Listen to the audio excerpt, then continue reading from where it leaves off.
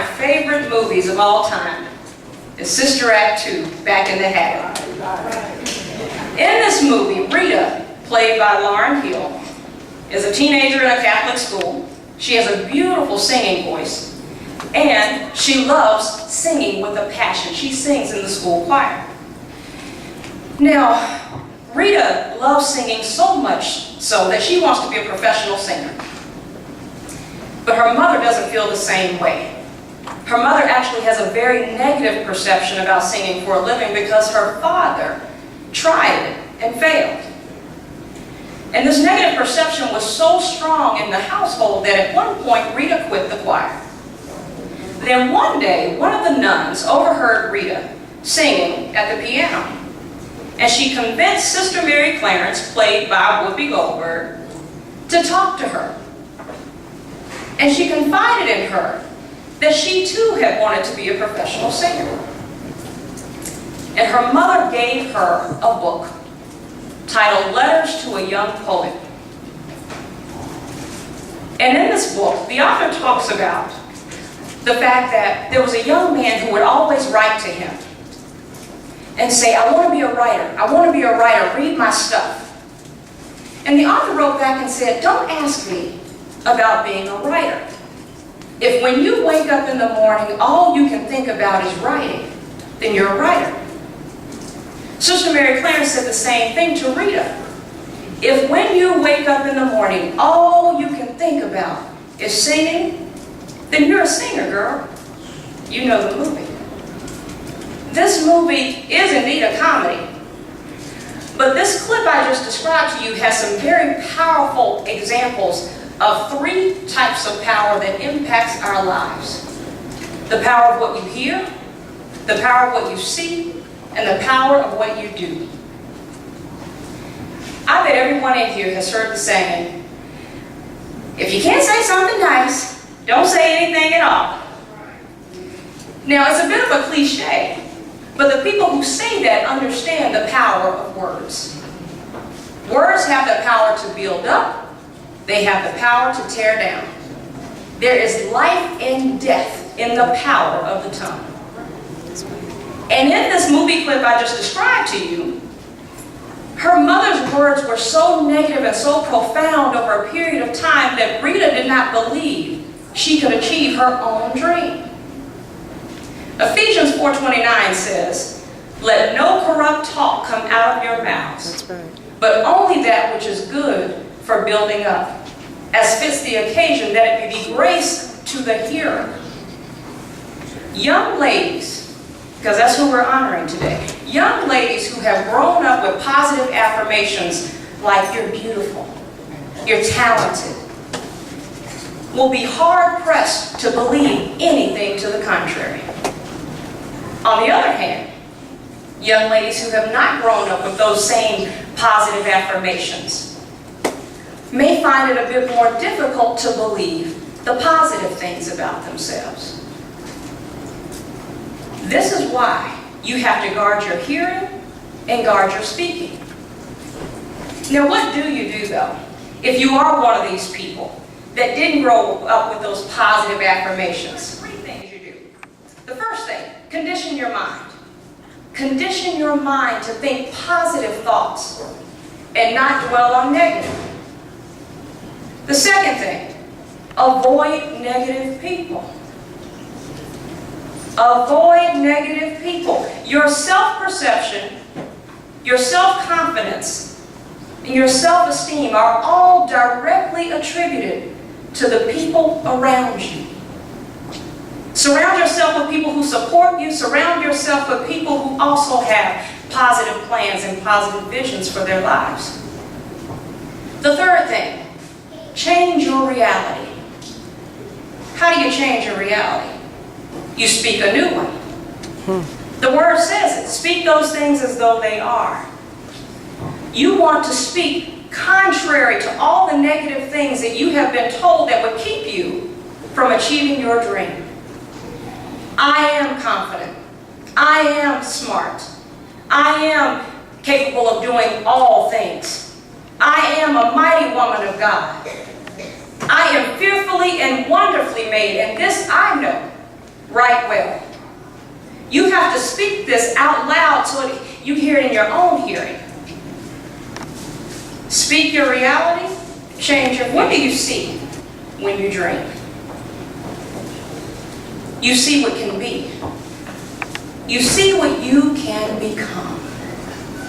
But even as lofty and sometimes unbelievable as our dreams may be, we still don't see it all. Because our minds automatically filter our imagination based on our current reality. Our minds, our natural minds, cannot comprehend all that God has in store for us. But do you know that our natural minds also do not have the ability to think or imagine anything that cannot be created? What does this mean? It means you need to dream more. It means you need to spend more time contemplating the dreams you've already been shown. We all have dreams, both young and old. It's a question of what you choose to do with the dream. Do you choose to act on it? Or do you try to ignore it because in your mind it seems unattainable? Defining whether your dream is something you want to do or need to do will determine how hard you are willing to work to achieve it. If your dream is a want, then it might look more like a hobby or something you just enjoy doing. There's no sense of urgency, no plans, no game plan. And that's okay. But if your dream is something that you know you need to do because it is your God-given calling, then your actions look significantly different. There's urgency in what you do. You're constantly looking for ways and strategies to implement, to bring to life what it is you want to do.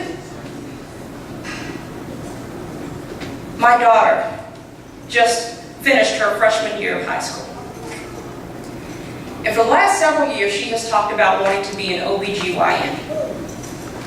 The other day, I walked in her bathroom, and I happened to look at her mirror. Here's what she had written. Top 10 to 20% of my class. Attend the University of North Carolina at Chapel Hill. Attend medical school / become an OBGYN. Open my own medical practice. Once you believe it on the inside, you can receive it on the outside. How many of you have heard of a vision board? Raise your hands. Who's heard of a vision board? For those of you who haven't, a vision board is literally pictures that showcase what it is you dream in your mind that you want your future to look like. Imagine poster board with magazine articles, clip outs of pictures, objects, whatever it is that looks like what you envision for your future. The power of a vision board is not in the poster board itself. The power that causes your life to change is the process of creating the vision board. What goes into creating the vision board? For all of the school-age guests sitting here, here's my challenge and my encouragement for you this summer. If you guys can kind of turn your head for just a quick second on the beautiful ladies here. I know this is not a comfortable way to look. But here's my challenge, my encouragement for you this summer. Create your own vision board. Now here's how you do that. I want you to take 5 minutes. Find a quiet place. Close your eyes. And I want you to think, dream, imagine about what your future could look like in 4 areas of your life. Your finances, yep, your finances. Your health, your career, and your family.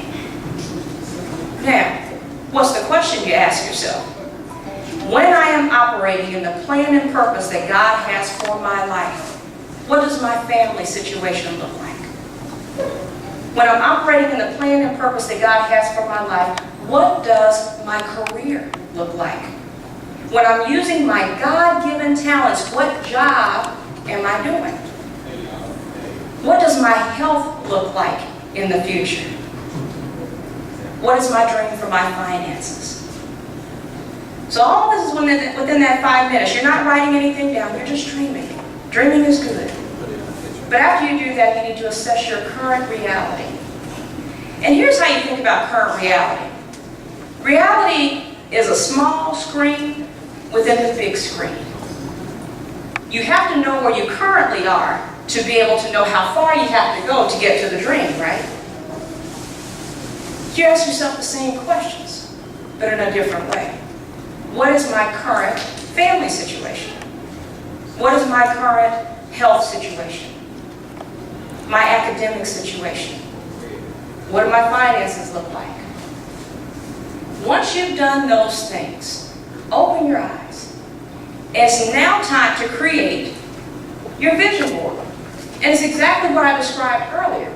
It's a poster board, magazines, articles, words, anything that pictorially shows what it is that you just imagined in your mind. Now, the key to a vision board is that once you create it, you kind of have to forget about it. You put it in a place where you will see it on a regular basis, but you don't sit spending time staring at it for hours on end, trying to make something happen. It doesn't work like that. The power of a vision board is that you see it regularly, and over time, your subconscious mind begins to steer you to make choices that will bring those dreams to life. Now, it's easy to dream about what you want to do. It's not always as easy to come up with a plan for achieving that dream. Who's had experience with that? Have lots of dreams, have no idea how to get started. Young and old should have their hands raised.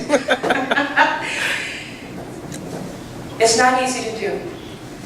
It's the phase of going from I'm dreaming about it to I'm doing it. Well, how do you do that? 3 ways to get you started. First thing, brainstorming. Take some time. Dreaming takes time. Developing a plan takes time. Take some time to brainstorm, write down, type out every idea, action, or step that you believe is necessary to achieve the dream you just thought of. Once you've done that, and don't filter the ideas, that's the whole concept of brainstorming, you just get everything out. Once you've done that, you move on to step 2, which is creating a timeline around those steps. Because otherwise you've just written a bunch of things down. You haven't held yourself accountable to anything. So those ideas that you just brainstormed, now you're going to put them into short-term, mid-term, and long-term goals. Short-term, what on this list needs to be completed within the next 3 months, for example? What needs to be completed within the next year? What needs to be completed in the next 3 to 5 years so that I bring this dream to life?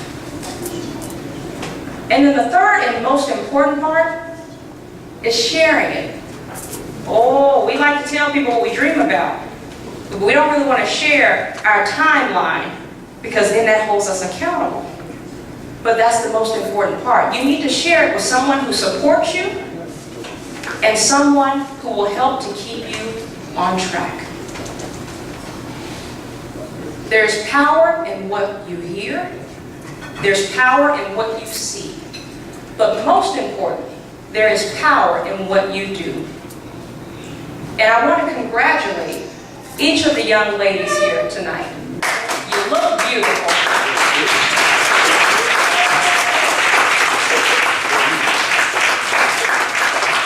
I want to congratulate you because you have made a commitment. You spent 9 weeks being trained on things like etiquette, how to do the waltz. First, I need a class. Okay.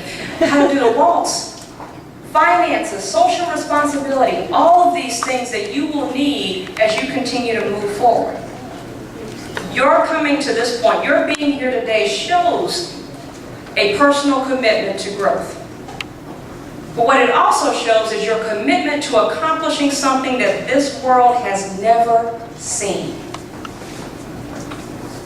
Nothing happens by wishing. Nothing happens by hoping. Things happen when you plan. You put a plan in place and you take action.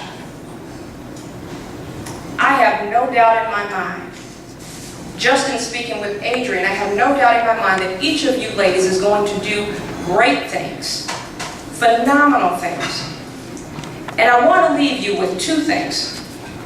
First thing I want to do, and Adrian, can I have your help for just a moment, please? The first thing I want to do is I want to give each lady a copy of my book.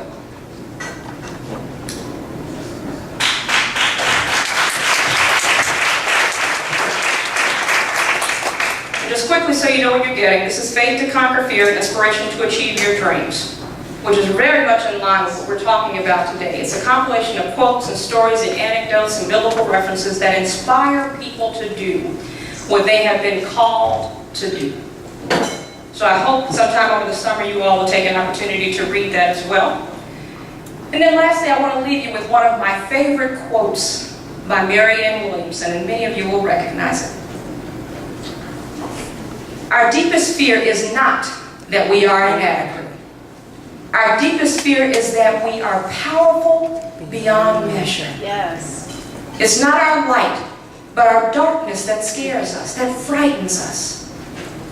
We ask ourselves, who are we to be brilliant, talented, fabulous? Actually, who are you not to be? You are a child of God. Your playing small does not serve the world. Come on. There is nothing enlightened about shrinking so that people around you won't feel insecure. We were all meant to shine, as children do. We were born to manifest the glory of God in our lives. It's not just in some of us, it's in everyone. Yes. And as we let our light shine, we unconsciously give others permission to do the same. Congratulations.